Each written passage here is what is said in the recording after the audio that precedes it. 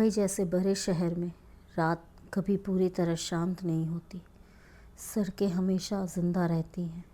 गाड़ियों की आवाज़, लोगों की हलचल, दूर कहीं से आती ट्रेन की आवाज़।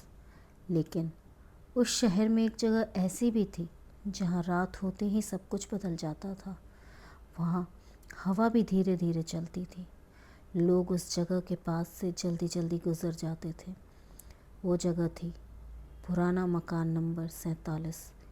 एक बड़ा 3 मंजिला मकान, जिसके बारे में कहा जाता था कि जो भी रात में वहाँ गया वो कभी पहले जैसा वापस नहीं आया। इस घर की कहानी लगभग 25 साल पुरानी थी। पहले यहाँ एक अमीर परिवार रहता था, माँ बाप और उनका 10 साल का बेटा। लोग कहते थे कि वो परिवार बहुत खुशहाल था। लेकिन एक रात अचानक उस घर से भयानक चीखें सुनाई दी। पड़ोसियों ने पुलिस को बुलाया। जब पुलिस दरवाज़ा तोड़कर अंदर गई तो जो उन्होंने देखा वो बेहद डरावना था। घर के अंदर हर जगह खून ही खून फैला था, लेकिन तीनों में से कोई भी इंसान वहाँ नहीं था। न कोई लाश, न कोई निशान, बस दीवार पर खून से लिखा था, वो आ गया है। उसके बाद से वह घर हमेशा के लिए बंद हो गया। अब 25 साल बाद राहुल नाम का एक लड़का उस शहर में नया आया। राहुल 23 साल का था। उसे रहस्यमयी जगहों की खोज करना बहुत पसंद था। वो अपने YouTube चैनल के लिए डरावनी जगहों की वीडियो बनाता था। एक दिन चाय की दुकान पर उसने 2 लोगों को बातें करते सुना है कल रात फिर से उस घर से आवाज़ें आई।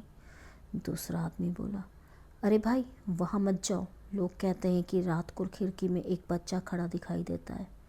राहुल तुरंत उत्सुक हो गया, कौन सा घर? दोनों आदमी अचानक चुप हो गए। फिर धीरे से बोले, मकान नंबर 47।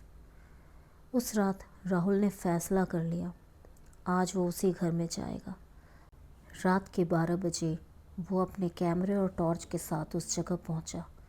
घर को देखते ही उसकी रीढ़ में ठंडक दौड़ गई। घर बहुत बड़ा था, लेकिन ऐसा लग रहा था जैसे वो घर जिंदा हो। टूटी हुई खिड़कियाँ, जंग लगा गेट और अंधेरे में खड़ा वो मकान। राहुल ने कैमरा ऑन किया। दोस्तों, आज हम शहर के सबसे भूतिया घर में प्रवेश करने वाले हैं। उसने गेट खोला। क्रिक की आवाज़ हुई। गेट की आवाज़ रात की खामोशी को चीर गई। जैसे ही राहुल अंदर गया, उसे एक अजीब चीज़ महसूस हुई। घर के अंदर हवा बहुत ठंडी थी, जैसे अचानक तापमान गिर गया हो। फर्श पर मोटी धूल जमी थी, लेकिन एक चीज़ अजीब थी, धूल में कदमों के निशान थे, और वो निशान अभी अभी बने हुए लग रहे थे। राहुल का दिल तेज़ी से धड़कने लगा। क्या यहाँ कोई और भी है? तभी ऊपर से किसी चीज़ के गिरने की आवाज़ आई। राहुल चौंक गया। उसने टॉर्च ऊपर की तरफ घुमाई। सीढ़ियाँ अंधेरे में गायब हो रही थी। राहुल धीरे धीरे सीढ़ियाँ चढ़ने लगा। हर कदम के साथ सीढ़ियाँ चरमराने लगी। ऊपर पहुँचते ही उसने गलियारे में टॉर्च घुमाई और उसी पल उसकी सांस रुक गई। गलियारे के आखिर में एक छोटा लड़का खड़ा था, लगभग 10 साल का, सफ़ेद कपड़े पहने हुए। उसका चेहरा अंधेरे में छुपा हुआ था।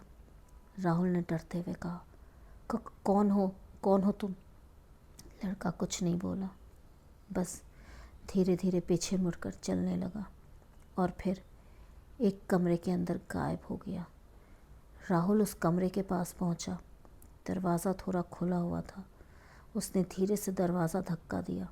कमरा खाली था, लेकिन दीवारों पर अजीब चित्र बने हुए थे, जैसे किसी बच्चे ने क्रेयॉन से बनाए हों। उन चित्रों में एक काला साया बना हुआ था और उसके सामने 3 लोग खड़े थे, जिनके ऊपर लाल रंग से क्रॉस बना हुआ था। राहुल को अचानक एहसास हुआ वो शायद उसी परिवार का चित्र था। तभी पीछे से किसी बच्चे की हंसी सुनाई दी। राहुल तेज़ी से मुड़ा, लेकिन वहाँ कोई नहीं था।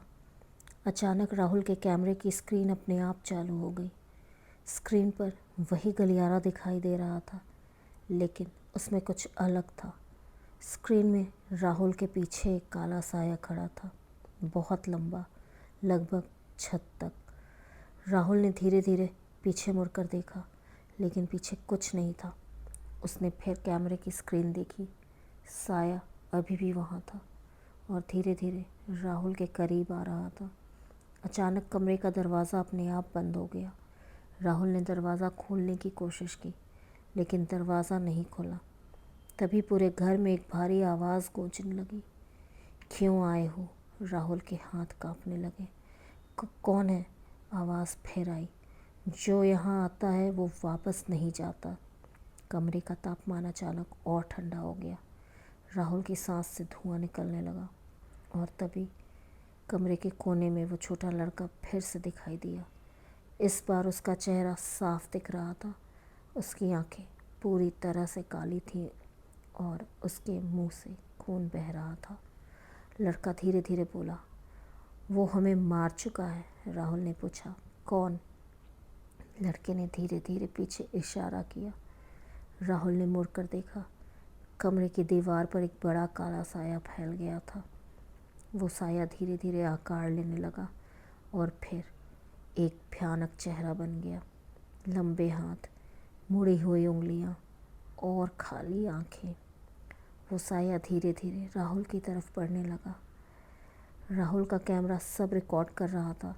साया अब बिल्कुल उसके सामने था और उसने धीरे से कहा, अब तुम भी यहीं रहोगे।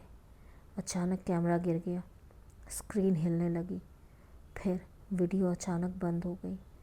अगले दिन पुलिस को उस घर में एक कैमरा मिला। राहुल कहीं नहीं मिला। कैमरे की रिकॉर्डिंग देखी गई। सब कुछ साफ दिखाई दे रहा था, लेकिन आखिरी फ्रेम में एक अजीब चीज़ थी। गलियारे की खिड़की में 3 आकृतियाँ खड़ी थीं। एक आदमी, एक औरत और एक बच्चा, और उनके पीछे राहुल। चारों खिड़की से बाहर देख रहे थे, जैसे किसी नए इंसान का इंतज़ार कर रहे हों। आज भी उस शहर में लोग कहते हैं, अगर रात के 3:33 मकान नंबर 47 के सामने जाओ तो खिड़की में 4 परछाइयाँ दिखाई देती हैं और उनमें से एक कैमरा पकड़े हुए खड़ी होती है।